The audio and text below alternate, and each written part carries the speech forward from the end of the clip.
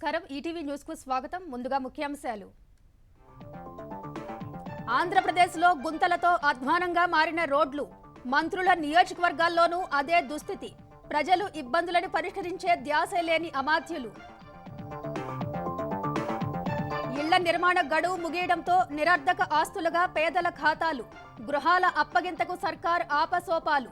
రుణాల చెల్లింపులకు టిడ్కోకు బ్యాంకుల నోటీసులు. చంద్రబాబు అరెస్ట్ను వ్యతిరేకిస్తూ తెలుగుదేశం నిరసన హోరు. చేతులకు తాళ్లు, రిబ్బన్లు, గొలుసులు కట్టుకొని శ్రేణుల ఆందోళన.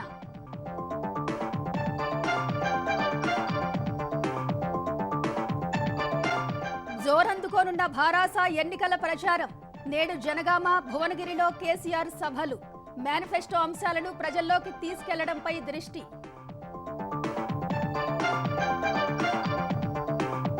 6 గ్యారంటీలపై కాంగ్రెస్ ఇంటింటి ప్రచారం. ఈ నెల 21 తర్వాతనే రెండో జాబితా. ఎల్లుండి తొలి జాబితా విడుదలకు భాజపా కసరత్తు.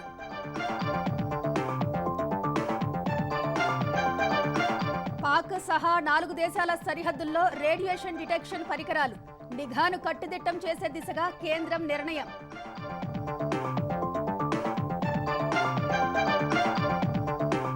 అన్న పానీయాల కోసం గాజా నగరవాసుల ఆరాటం. ప్రజల భద్రతకు పొంచి ఉన్న ముప్పు. సరఫరాలను అడ్డుకుంటే వేల ప్రాణాలు పోతాయన్న వైద్యులు.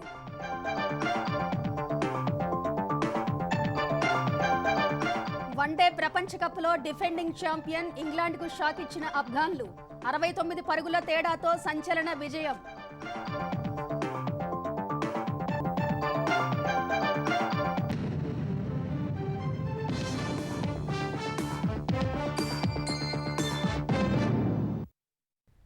ఆంధ్రప్రదేశ్లో అడుగుకో గుంతతో అధ్వానంగా మారిన రహదారులపై రాకపోకలు సాగించేందుకు ప్రజలు నిత్యం నరకం చూస్తున్నారు. అవే రోడ్లపై మంత్రులు మాత్రం హాయిగా తిరుగుతున్నారు.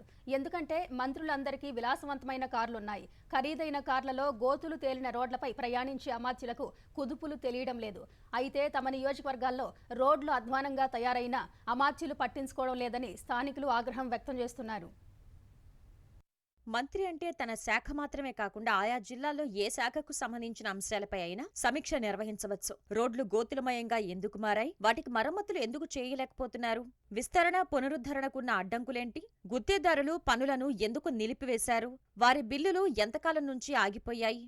ఇలా అన్ని అంశాలపై సమీక్ష నిర్వహిస్తే ప్రజల కష్టాలు తీరతాయి. కానీ వారికి ఇవేవీ పట్టడం లేదు. పలు జిల్లాల్లోని మంత్రుల నివాస ప్రాంతాలు, క్యాంపు కార్యాలయాలకు దగ్గరలో ఉన్న రహదారుల్ని ఈటీవీ ఈనాడు యంత్రాంగం క్షేత్రస్థాయిలో పరిశీలించింది.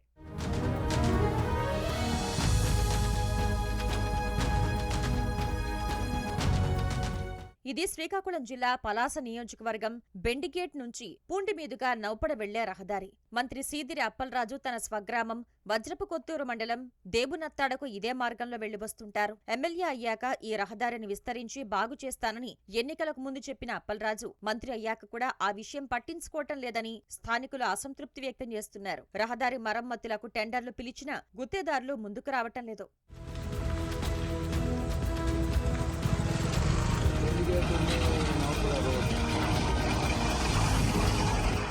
శ్రీకాకుళం ఆమదాల వలస ప్రధాన రహదారి ఇది. ఈ 2 నియోజకవర్గాలకు రెవెన్యూ మంత్రి ధర్మాన ప్రసాదరావు, స్పీకర్ తమ్మినేని సీతారాం ప్రాతినిధ్యం వహిస్తున్నారు. స్పీకర్ ఆమదాల వలస నుంచి శ్రీకాకుళం రావాలంటే ఇదే రహదారిపై ప్రయాణిస్తారు. 10 కిలోమీటర్ల మేర 4 వరుసలుగా విస్తరించే పనులు 4.5 ఏళ్లుగా పూర్తి చేయలేకపోతున్నారు. కేంద్రం 40 కోట్ల రూపాయలు, భూసేకరణ తదితరాలకు 19 కోట్ల రూపాయలతో చేపట్టిన పనులు 40% పూర్తయ్యాయి. 12 కోట్ల రూపాయల బిల్లులు పెండింగ్లో ఉండటంతో గుత్తేదారు పనులు నిలిపివేశారు.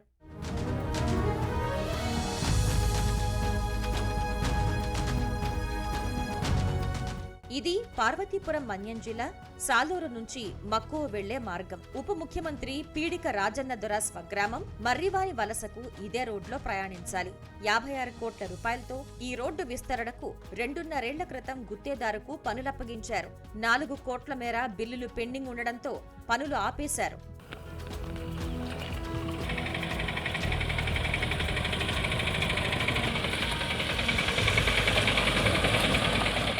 గుంతలమయమైన ఈ దారి డాక్టర్ బిఆర్ అంబేడ్కర్ కోనసీమ జిల్లా రామచంద్రపురం నుంచి ద్రాక్షారామం మార్గం. మంత్రి చెల్లుబోయిన వేణుగోపాలకృష్ణ రామచంద్రపురంలోనే నివాసం ఉండగా అక్కడి నుంచి ఇది 6 కిలోమీటర్ల దూరంలో ఉంది.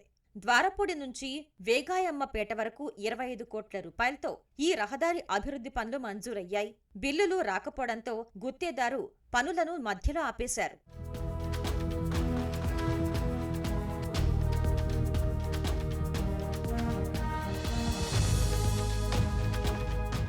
అమలాపురంలో నల్లవంతెన ఎర్రవంతెనకు మధ్య పంట కాలువకు ఇరువైపులా ఉన్న రోడ్ల దుస్థితి ఇది. ఇవి మంత్రి విశ్వరూప్ ఇంటి నుంచి కేవలం కిలోమీటర్ దూరంలోనే ఉన్నాయి. ఈ రహదారి అభివృద్ధి పనులకు 2 కోట్ల రూపాయలతో మంత్రి శంకుస్థాపన చేసి 2 ఏళ్లైనా అతీగతీ లేదు. ఇది తణుకు మండలం ఇరగవరం వద్ద ధ్వంసమైన రోడ్డు. తణుకులోని పౌర సరఫరాల శాఖ మంత్రి కారుమూరి నాగేశ్వరరావు ఈ మార్గంలో రాకపోకలు సాగిస్తుంటారు. ఇక్కడ 2 కిలోమీటర్ల మేర రోడ్డు అభివృద్ధికి 2.5 కోట్ల రూపాయలు మంజూరు కాగా బిల్లులు చెల్లించకపోవటం వల్ల గుత్తేదారు పనులను మధ్యలోనే ఆపేశారు.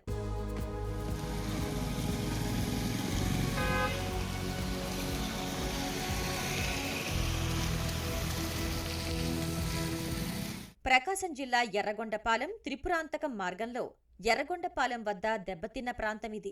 పురపాలక శాఖ మంత్రి ఆదిమూలపు సురేష్ క్యాంప్ ఆఫీస్ నుంచి కేవలం 2 కిలోమీటర్ల దూరంలో ఉంది.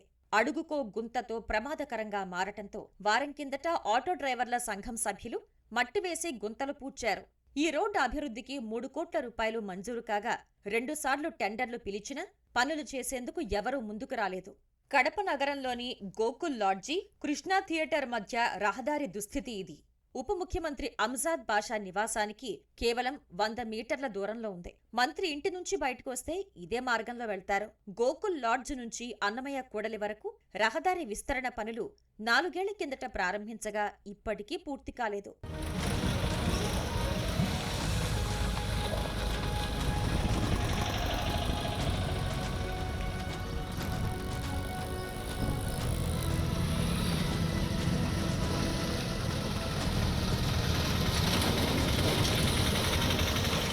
ఇది కర్నూలు జిల్లా ఆలూరులోని ఆర్డబ్ల్యూఎస్ కార్యాలయం వద్ద జాతీయ రహదారి పరిస్థితి. మంత్రి గుమ్మనూరు జయరాం నివాసం కేవలం కిలోమీటర్ దూరంలోనే ఉంది. ఈ జాతీయ రహదారి కర్ణాటక, ఏపీ సరిహద్దులోని చింతకుంట నుంచి ఆదోని వరకు వెళ్తుంది. ఇక్కడ గుంతలు పూడ్చి వాహనాలు సాఫీగా వెళ్లేలా కూడా మంత్రి చేయించలేకపోతున్నారు.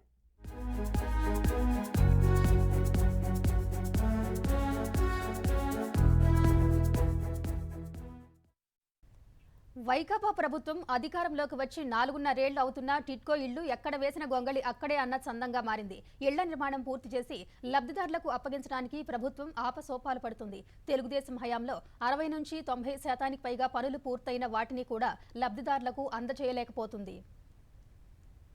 గృహ నిర్మాణాల కోసం లబ్ధిదారుల పేరుపై టిడ్కో రుణం తీసుకుని నిర్దిష్ట గడువులోగా ఇళ్లు అప్పగించకపోవడంతో వారి ఖాతాలు నిరర్ధక ఆస్తులుగా మారుతున్నాయి. వాయిదాలు చెల్లించాలని ఆయా బ్యాంకులు నోటీసులు జారీ చేస్తున్నాయి. ఇళ్లు అప్పగించాకే వాయిదాలు కడతామని లబ్ధిదారులు చెప్పడంతో ఆ డబ్బు చెల్లించాలని బ్యాంకర్లు టిడ్కోను కోరుతున్నారు. తాజాగా ఓ బ్యాంక్ 1,50,00,000 చెల్లించాలని టిడ్కోను కోరింది. తమ బ్యాంకు ఖాతాలు ఎన్పీఏలుగా మారే ప్రమాదం ఉండటంపై లబ్ధిదారుల్లో ఆందోళన నెలకొంది. తమకు భవిష్యత్తులో బ్యాంకు రుణాలు రాకపోవచ్చని వారు కలవరం చెందుతున్నారు. ఇప్పటికే మారటోరియం గడువు ముగిసిన 5,000 మంది ఖాతాలు ఎన్పీఏలుగా మారినట్లు సమాచారం. తెలుగుదేశం ప్రభుత్వ హయాంలో 3,13,000 టిడ్కో ఇళ్ల నిర్మాణం చేపట్టగా ఆ తర్వాత అధికారంలోకి వచ్చిన వైకాపా వాటిలో 52,000 రద్దు చేసింది. మిగిలిన 2,62,000 ఇళ్లలో మొదటి విడతలో 1,50,000, రెండో విడతలో మిగతావి పూర్తి చేస్తామని ఏడాదిన్నర క్రితం ప్రకటించింది. మొదటి విడతలో ఇస్తామన్న 1,50,000 ఇళ్లలో చాలా వరకు తెలుగుదేశం హయాంలోనే 60 నుంచి 90% మేర పూర్తయ్యాయి. అందులో ఇప్పటి వరకు 75,000 ఇళ్లని లబ్ధిదారులకు అప్పగించారు. మిగతావి డిసెంబర్ నాటికి ఇస్తామని ప్రభుత్వం చెబుతోంది. 365 చదరపు అడుగుల విస్తీర్ణంలో ఉన్న ఇళ్లపై 3,15,000, 430 చదరపు అడుగుల విస్తీర్ణంలో ఉన్న ఇళ్లపై 3,65,000 చొప్పున టిడ్కో రుణం తీసుకుంది. 2 ఏళ్ల మారటోరియంలోగా ఇళ్లను పూర్తి చేసి లబ్ధిదారులకు అప్పగించాలి అనేది ఒప్పందం. ప్రస్తుతం మారటోరియం గడువు ముగిసి బ్యాంకు ఖాతాలు ఎన్పీఏలుగా మారాయని, డబ్బు చెల్లించాలని టిడ్కో అధికారుల్ని బ్యాంకర్లు కోరుతున్నారు. ఎన్పీఏ ఏలుగా మారిన లబ్ధిదారుల జాబితాపై అధికారులు అభ్యంతరం వ్యక్తం చేసినట్టు తెలిసింది. ఓ బ్యాంక్ ఇచ్చిన జాబితాలో సగానికి పైగా లబ్ధిదారులకు ఇళ్లు అప్పగించామని టిట్కో అధికారులు చెప్పినట్టు తెలిసింది. కానీ తలుపులు, విద్యుత్ మీటర్లు, ఇతర మౌలిక సదుపాయాలు లేకపోవడంతో ఇళ్లలోకి లబ్ధిదారులు వెళ్లలేదని బ్యాంక్ అధికారులు చెబుతున్నారు. దీర్ఘకాలం ఇలాగే కొనసాగితే తమకు ఇబ్బందని, ఎన్పీఎం మొత్తాన్ని టిట్కోనే చెల్లించాలని పేర్కొంటున్నారు. దీంతో లబ్ధిదారుల్లో ఎవరికి ఇళ్లు అప్పగించారు, ఇంకా ఎంతమందికి ఇవ్వలేదు అన్న విషయాన్ని క్షేత్రస్థాయిలో తనిఖీ చేయాలని టిట్కో నిర్ణయించింది. ఇందుకోసం టిట్కో, పురపాలక కమిషనర్, మెప్మా, బ్యాంక్ అధికారులతో సంయుక్త తనిఖీ బృందాన్ని ఏర్పాటు చేయనున్నట్లు తెలిసింది. తనిఖీల తర్వాతే ఎన్పీఏ మొత్తాన్ని చెల్లించాలని టిట్కో నిర్ణయించినట్లు సమాచారం. వైకాపా ప్రభుత్వం టిట్కో ఇళ్లను ప్రాధాన్యంగా తీసుకోవటం లేదని గుర్తించిన కొన్ని బ్యాంకులు రుణాల మంజూరులో పలు జాగ్రత్తలు తీసుకున్నాయి. తొలుత 2 విడతల మొత్తాన్ని అందించి మిగతాది నిర్మాణం పూర్తయిన తర్వాత చెల్లిస్తామని మెలికిపెడుతున్నాయి. భారాస అభ్యర్థులకు ఇవాళ కూడా బీ ఫారాల పంపిణీ జరగనుంది. నిన్న 69 మందికి బీ ఫారాలను అందించిన కేసీఆర్ ఇవాళ మిగతా వారికి పంపిణీ చేయనున్నారు. జనగామ అభ్యర్థిగా పల్లా రాజేశ్వరరెడ్డికి బీ ఫారం అందుకోగా అధికారికంగా వెల్లడించని మిగతా 4 స్థానాలపైన నేడు స్పష్టత రానుంది.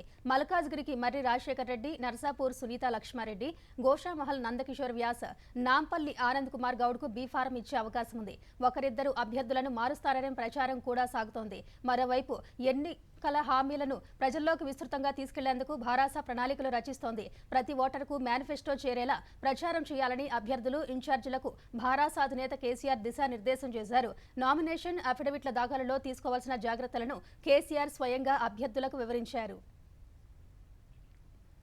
శాసనసభ ఎన్నికల్లో పోటీ చేసే అభ్యర్థుల జాబితాతో పాటు ఎన్నికల ప్రణాళిక విడుదల చేసిన భారత రాష్ట్ర సమితి ఇక ప్రచారాన్ని హోరెత్తించనుంది. నిన్న హుస్నాబాద్ సభలో పాల్గొన్న కేసీఆర్ ఇవాళ భువనగిరి, జనగామలో ప్రచారం చేయనున్నారు. భారాస ఎన్నికల ప్రణాళికలోని అంశాలతో పాటు 10 ఏళ్లలో తమ ప్రభుత్వం చేసిన అభివృద్ధి, సంక్షేమ కార్యక్రమాలను వివరించనున్నారు. తొలుత జనగామ వికాస్ నగర్లోని వైద్య కళాశాల మైదానంలో జరిగే ప్రచార సభలో కేసీఆర్ పాల్గొంటారు. ఇటీవలే కాంగ్రెస్ కు గుడ్ బై చెప్పిన మాజీ మంత్రి, తెలంగాణ పీసీసీ మాజీ అధ్యక్షుడు పొన్నాల లక్ష్మయ్య కూడా ఈ సభకు హాజరు కానున్నారు. ఉమ్మడి వరంగల్ జిల్లాలో నిర్వహించే తొలి ఎన్నికల సభ కావడంతో గులాబీ శ్రేణులు ప్రతిష్టాత్మకంగా తీసుకుని ఏర్పాట్లు చేస్తున్నాయి. ఆ తర్వాత భువనగిరిలో జరిగే సభలో కేసీఆర్ పాల్గొంటారు.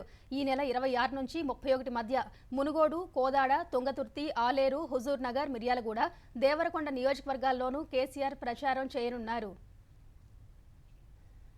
కర్ణాటక మాదిరిగా 6 గ్యారంటీలను ప్రకటించిన తెలంగాణ కాంగ్రెస్ వాటిని ఇంటింటికి తీసుకెళ్లే కార్యక్రమాన్ని ఉధృతం చేసింది. నియోజకవర్గాల వారీగా ఆ పార్టీ నేతలు గడప గడపకు వెళ్లి ఉచితాలను ప్రజలకు వివరిస్తున్నారు. ములుగు నియోజకవర్గం గోవిందరావుపేట మండలం పస్రాలో కాంగ్రెస్ నాయకులు ఇంటింటికి వెళ్లి 6 గ్యారంటీలను ప్రచారం చేశారు. రాబోయే 100 రోజుల్లో పేద, మధ్యతరగతి వర్గాలకు సంక్షేమ పథకాలు అందిస్తామని భరోసా ఇచ్చారు. నాగార్జున సాగర ప్రజలు జైవీర్ రెడ్డికి ఓటేస్తే తనకు ఓటేసినట్లే భావిస్తానని కాంగ్రెస్ సీనియర్ నేత జానారెడ్డి పేర్కొన్నారు. నిడమనూరులో కాంగ్రెస్ విస్తృత స్థాయి సమావేశంలో పాల్గొన్న ఆయన ఇతర పార్టీల నుంచి వచ్చి కాంగ్రెస్ లో చేరిన వారికి కండువా కప్పి ఆహ్వానించారు. అటు భారతీయ జనతా పార్టీ కూడా ఈ నెల 18న తొలి జాబితా విడుదల చేసేందుకు కసరత్తు ముమ్మరం చేస్తుంది. టికెట్ల కోసం దరఖాస్తు చేసుకున్న అభ్యర్థుల వడపోతను పూర్తి చేసిన స్క్రీనింగ్ కమిటీ ప్రతి నియోజకవర్గానికి 2-3 పేర్లతో అధిష్టానానికి జాబితా పంపింది. అభ్యర్థుల ఎంపిక కోసం ప్రధానమంత్రి నరేంద్ర మోదీ, కేంద్ర హోంశాఖ మంత్రి అమిత్ షా, ఆ పార్టీ అధ్యక్షుడు నడ్డాతో కూడిన కేంద్ర ఎన్నికల కమిటీ రేపు ఢిల్లీలో భేటీ కానుంది. ఈ సమావేశంలోనే దాదాపు 60 స్థానాలకు అభ్యర్థులను ఖరారు చేసి బుధవారం తొలి జాబితా విడుదల చేయనున్నారు. మధ్యప్రదేశ్, రాజస్థాన్, ఛత్తీస్గఢ్ మాదిరిగా కేంద్ర మంత్రులు, ఎంపీలను శాసనసభ ఎన్నికల బరిలో దింపాలని కమలం పార్టీ అధినాయకత్వం నిర్ణయించినట్టు తెలుస్తోంది. కేంద్ర మంత్రి కిషన్ రెడ్డి, ఎంపీలు బండి సంజయ్, ధర్మపురి అరవింద్, సోయం బాపురావు, రాజ్యసభ సభ్యుడు లక్ష్మణ్ను బరిలో దించే అవకాశం ఉన్నట్టు తెలుస్తోంది.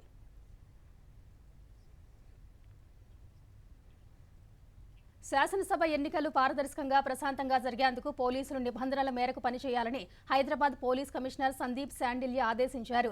ఏ పార్టీకి అనుకూలంగా వ్యవహరించినా శాఖపరమైన చర్యలు ఉంటాయని హెచ్చరించారు. ఎన్నికల నేపథ్యంలో హైదరాబాద్ సిపి సహా పలువురు పోలీస్ అధికారులపై బదిలీ వేటు వేసిన ఎన్నికల సంఘం హైదరాబాద్ కొత్వాలుగా సందీప్ శాండిల్యను నియమించింది. ఈ సందర్భంగా పోలీస్ అధికారులతో సమావేశమైన శాండిల్య ఎన్నికల నిర్వహణలో ఎలాంటి పక్షపాతం లేకుండా పనిచేయాలని సూచించారు. విభాగాల వారీగా పోలీస్ స్టేషన్లకు కేటాయించిన సిబ్బంది వివరాలను అడిగి తెలుసుకున్నారు. ఎన్నికల నియమావళి అమల్లోకి వచ్చాక తనిఖీల్లో పట్టుబడిన నగదు, కానుకలు, మత్తు పదార్థాలు, ఇతర విలువైన వస్తువులపై సిపి ఆరా తీశారు. టాస్క్ ఫోర్స్ పనితీరును సమీక్షించారు. నల్గొండ జిల్లా వాడపల్లి చెక్పోస్ట్ వద్ద 3,04,00,000 రూపాయలను పోలీసులు స్వాధీనం చేసుకున్నారు. మాడుగులపల్లి చెక్పోస్ట్ వద్ద వాహనాలు తనిఖీ చేస్తుండగా ఓ కారు ఆపకుండా వెళ్లడంతో వాడపల్లి చెక్పోస్ట్ వద్ద పట్టుకున్నారు. వాహనాన్ని తనిఖీ చేసిన పోలీసులు ప్రత్యేకంగా ఏర్పాటు చేసిన సెల్ఫ్లో నగదును గుర్తించారు. ఆ డబ్బుకు సంబంధించి ఎలాంటి పత్రాలు లేకపోవడంతో కారులో ప్రయాణిస్తున్న ఇద్దరిని పోలీసులు అదుపులోకి తీసుకున్నారు. వారు గుజరాత్ రాష్ట్రానికి చెందిన వారని తెలిపారు. న్యాయానికి సంకెళ్లు ఇంకెన్నాళ్లంటూ తెలుగుదేశం నేతలు, శ్రేణులు, చంద్రబాబు అభిమానులు నిరసనలతో హోరెత్తించారు. చంద్రబాబుకు ప్రాణహాని తలపెట్టేందుకు కుట్ర చేస్తున్నారని ఆరోపించారు. చేతులకు తాళ్లు, రిబ్బన్లు, గొలుసులు కట్టుకుని రాత్రి 7 గంటల నుంచి 7 గంటల 5 నిమిషాల వరకు తెలుగుదేశం శ్రేణులు ఆందోళనకు దిగాయి. రాజకీయ కక్షతోనే చంద్రబాబును అక్రమంగా అరెస్ట్ చేశారని తెలుగుదేశం జాతీయ ప్రధాన కార్యదర్శి లోకేష్, ఆయన సతీమణి బ్రాహ్మణి నినదించారు. హైదరాబాద్లోని తమ నివాసంలో చేతులకు తాళ్లు కట్టుకుని ఆందోళన చేపట్టారు. రాజమహేంద్రవరంలో తెలుగుదేశం క్యాంప్ కార్యాలయం వద్ద న్యాయానికి సంకెళ్లు నిరసన కార్యక్రమంలో నారా భువనేశ్వరి, నందమూరి రామకృష్ణ, ఎమ్మెల్యే గోరంట్ల బుచ్చయ్య చౌదరి పాల్గొన్నారు. శ్రీకాకుళం జిల్లా ఆమదాల వలసలో తెలుగుదేశం కార్యాలయం నుంచి గాంధీ విగ్రహం వరకు తెలుగుదేశం శ్రేణులు సంకెళ్లు వేసుకుని ర్యాలీలో పాల్గొన్నాయి. నగరంలో చంద్రబాబుకు మద్దతుగా వాజీ ఛానల్ చంద్రన్నకు అండగా రైతన్న సదస్సు నిర్వహించింది. విశాఖ జిల్లా పెందుర్తిలో బండారు సత్యనారాయణ, నర్సీపట్నంలో మాజీ మంత్రి అయ్యన్న పాత్రుడు నిరసనలో పాల్గొన్నారు. విశాఖలో జరిగిన కార్యక్రమంలో తెలుగుదేశం ఏపీ శాఖ అధ్యక్షుడు అచ్చెన్నాయుడు పాల్గొన్నారు. కోనసీమ జిల్లా కొత్తపేట, రాజోలులో సంకెళ్లతో ప్రభుత్వానికి వ్యతిరేకంగా నినాదాలు చేశారు. తూర్పుగోదావరి జిల్లా బిక్కవోలు మండలంలో తెలుగుదేశం శ్రేణులు కాగడాల ర్యాలీ చేపట్టాయి. ఏలూరు జిల్లా దెందులూరులో చింతమనేని ప్రభాకర్, జీ కొండూరులో దేవినేని ఉమా ఆధ్వర్యంలో నిరసన కార్యక్రమం జరిగింది. Guntur lord centre, Brindavan gardens లో మహిళలు, చిన్నారులు కళ్లకు గంతలు, చేతులకు తాళ్లు కట్టుకుని నిరసన తెలిపారు. పల్నాడు జిల్లా పెదకూరపాడులోనూ ముస్లిం మహిళల ఆధ్వర్యంలో ఆందోళన తెలిపారు. విజయవాడలో పప్పు మిల్లుల సెంటర్ ఆంజనేయ స్వామి గుడి వద్ద జరిగిన నిరసన కార్యక్రమంలో ఎమ్మెల్యే గద్దె రామ్మోహన్, జెడ్పీ మాజీ చైర్పర్సన్ గద్దె అనురాధ పాల్గొన్నారు. కృష్ణా జిల్లా గుడివాడ నెహ్రూ చౌక్ సెంటర్, బాపట్ల జిల్లా కర్లపాలెం, పిట్లవానిపాలెం మండలాల్లో సంకెళ్లు వేసుకుని ఆందోళన చేపట్టారు. ఉయ్యూరులో తెలుగుదేశం, జనసేన నాయకుల ఆధ్వర్యంలో న్యాయానికి సంకెళ్లు కార్యక్రమం నిర్వహించారు. నెల్లూరులో జైకస్ రోడ్డు సెంటర్ వద్ద ఎమ్మెల్యే కోటమిరెడ్డి శ్రీధర్ రెడ్డి నిరసన చేపట్టారు. ప్రకాశం జిల్లా ఒంగోలు, కర్నూలులో సంకెళ్లు వేసుకుని బాబుకు సంఘీభావం తెలిపారు. వైఎస్సార్ జిల్లా పులివెందుల తెలుగుదేశం కార్యాలయంలో మారెడ్డి రవీంద్రనాథ్ రెడ్డి ఆధ్వర్యంలో నిరసన తెలిపారు. సత్యసాయి జిల్లా పెనుకొండ మండలంలో కియా కార్ల తయారీ పరిశ్రమ ఎదుట ఆందోళన చేశారు. తిరుపతిలో న్యాయానికి సంకెళ్లు కార్యక్రమంలో భాగంగా చేతులకు సంకెళ్లు, నల్ల రిబ్బన్లు కట్టుకుని చంద్రబాబుకు మద్దతు పలికారు. అనంతపురం జిల్లా రామగిరి మండలం గంగంపల్లి తాండాలో న్యాయానికి సంకెళ్లు కార్యక్రమంలో భాగంగా మోకాళ్లపై కూర్చుని చేతులకు నల్ల రిబ్బన్లు కట్టుకుని ధర్నా చేశారు. రాయదుర్గంలో మాజీ మంత్రి కాల్వ శ్రీనివాసులు నివాసం వద్ద న్యాయానికి సంకెళ్లు కార్యక్రమం నిర్వహించారు. అటు జర్మనీలోనూ నిరసన కార్యక్రమాలు జరిగాయి. చంద్రబాబును వెంటనే విడుదల చేయాలంటూ న్యాయం కోసం భిక్షాటన పేరిట న్యాయదేవత ఎదుట జోలిపట్టి అభ్యర్థించారు. అటు తెలంగాణలోనూ చంద్రబాబు అక్రమ అరెస్టుకు నిరసనగా న్యాయానికి సంకెళ్ల పేరుతో తెలుగుదేశం శ్రేణులు ఆందోళనకు దిగాయి. తెలుగుదేశం పార్టీ జాతీయ ప్రధాన కార్యదర్శి లోకేష్ పిలుపు మేరకు ఊరు, వాడ అనే తేడా లేకుండా ఈ కార్యక్రమం నిర్వహించారు. ఖమ్మం తెలుగుదేశం కార్యాలయంలో పార్టీ శ్రేణులు చేతులకు తాళ్లు, రిబ్బన్లు కట్టుకుని నల్లటి వస్త్రాలు ధరించి వైకాపా సర్కార్ నిరంకుశ వైఖరిని ఖండించారు. ఇజ్రాయెల్, హమాస్ మధ్య జరుగుతున్న యుద్ధం కారణంగా గాజా సంక్షోభంలో పడింది. అన్నపానీయాల కోసం అలమటిస్తోంది. భద్రతపైన ఆందోళన చెందుతుంది. ఈ యుద్ధం దాదాపు 23 లక్షల మంది ప్రజలపై ప్రభావం చూపుతోంది. ఆసుపత్రుల్లో పరిస్థితి దారుణంగా ఉందని, ఔషధాలు అందకపోతే వేల మంది ప్రాణాలు కోల్పోయే ప్రమాదం ఉందని వైద్యులు ఆందోళన చెందుతున్నారు. ఇజ్రాయెల్ హమాస్ పోర్లో గాజా నగరంలోని ప్రజల పరిస్థితి దినదిన గండంగా మారింది. ప్రజలు ఆకలితో అలమటిస్తున్నారు. దాదాపు 23 లక్షల మంది ప్రజలు యుద్ధం కారణంగా తీవ్ర సంక్షోభాన్ని ఎదుర్కొంటున్నారు. కుళాయిల నుంచి నీరు రావడం లేదు. దీంతో ఉప్పు నీరు తాగాల్సి వస్తోందని స్థానికులు వాపోతున్నారు. ఆస్పత్రుల్లో పరిస్థితి దారుణంగా ఉంది. మందులు, ఇతర సామాగ్రి నిండుకున్నాయి. గాజాలోని అతిపెద్ద ఆస్పత్రి అయిన అల్షిఫాలో దాదాపు 35,000 మంది ఉన్నారు. పలువురు గాయాలతో కారిడార్లలో, ఆవరణలోని చెట్ల కింద వైద్యం కోసం వేచి చూస్తున్నారు. ఇళ్లు ధ్వంసమైన వారు కూడా సురక్షిత ప్రాంతమని భావించి ఆస్పత్రికి వస్తున్నారని అధికారులు తెలిపారు. ఔషధాలు అందకపోతే వేల మంది ప్రాణాలు కోల్పోయే ప్రమాదం ఉందని వైద్యులు హెచ్చరిస్తున్నారు. ఉత్తర గాజాను ఖాళీ చేయాలన్న ఇజ్రాయెల్ హెచ్చరికలతో లక్షల మంది ఇళ్లు ఖాళీ చేసి దక్షిణ గాజాకు వెళ్తున్నారు. నిన్న ఉదయం 10 గంటల నుంచి 1 గంట వరకు ఇజ్రాయెల్ కారిడార్ ఏర్పాటు చేయగా లక్షల మంది వలసబాట పట్టారు. వలస వెళ్తున్న వారిని హమాస్ అడ్డుకుంటోంది. పౌరుల వాహనాలను అడ్డుకున్న ఫోటోలను హమాస్ సామాజిక మాధ్యమం ఎక్స్ లో పెట్టింది. ఇజ్రాయెల్లోకి ప్రవేశించేందుకు ప్రయత్నించిన తమ సభ్యుల్లో 3 చనిపోయినట్లు హమాస్ ధృవీకరించింది. యుద్ధం కారణంగా గాజాలో ఇప్పటివరకు 2329 మంది మరణించారు. హమాస్ దాడుల్లో 1300 మంది ఇజ్రాయెల్ సైనికులు, పౌరులు మరణించారు. హమాస్ స్థావరాలపై ఇజ్రాయెల్ దాడులు కొనసాగిస్తోంది. అప్పట్లో తమ దేశంలోని నిరిం ప్రాంతంలో జరిపిన మారణకాండకు బాధ్యుడైన హమాస్ కీలక కమాండర్ బిలాల్ అల్-కేద్రాను అంతమొందించినట్లు ఇజ్రాయెల్ వాయుసేన ప్రకటించింది. ఆ దాడికి సంబంధించిన దృశ్యాలను సామాజిక మాధ్యమం ఎక్స్ లో పోస్ట్ చేసింది.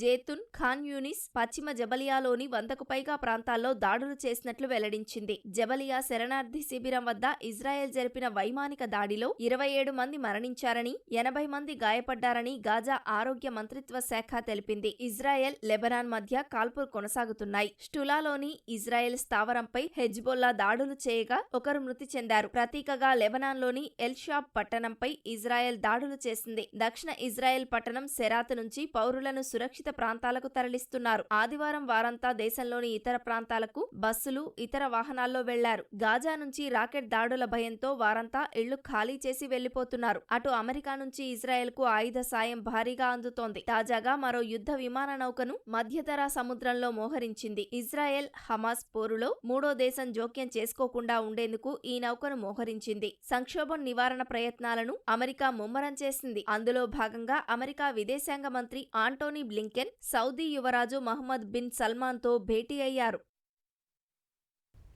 దేశ సరిహద్దుల్లో నిఘా వ్యవస్థను మరింత పటిష్టపరిచేందుకు కేంద్రం కీలక నిర్ణయం తీసుకుంది. విదేశాల నుంచి రేడియో ధార్మిక పదార్థాల అక్రమ రవాణాకు అడ్డుకట్ట వేసే చర్యల్లో భాగంగా పాకిస్తాన్తో సహా బంగ్లాదేశ్, మయన్మార్, నేపాల్లతో ఉన్న 8 సరిహద్దు చెక్పోస్టుల్లో రేడియేషన్ డిటెక్షన్ పరికరాల RDEలను ఏర్పాటు చేయనుంది. పాకిస్తాన్ సరిహద్దులోని సమీకృత చెక్పోస్టులు, అటారీలోని ల్యాండ్ పోర్టులు, బంగ్లాదేశ్ సరిహద్దులోని పెట్రా, పోల్, అగర్తల, డాకి, సుతార్, కండి, నేపాల్ సరిహద్దులోని రాక్స్వాల్, జోగ్ బానీ, మయన్మార్లోని మోరే పోర్టుల్లో RDE సాంకేతికతను ఏర్పాటు చేయనున్నారు. వాటి ఏర్పాటు కోసం ప్రభుత్వం ఇప్పటికే ఒప్పందం చేసుకుందని, త్వరలోనే ఈ ప్రక్రియ పూర్తి చేయనున్నట్లు సంబంధిత వర్గాలు వెల్లడించాయి. అంతర్జాతీయ సరిహద్దు చెక్పోస్టుల్లో ప్రజలు, వస్తువుల కదలికలను ఈ 8 చెక్పోస్టుల ద్వారా పర్యవేక్షిస్తారు. ట్రక్కులతో పాటు ఇతర వస్తు రవాణా మార్గాల్లో వీటిని ఏర్పాటు చేస్తారు.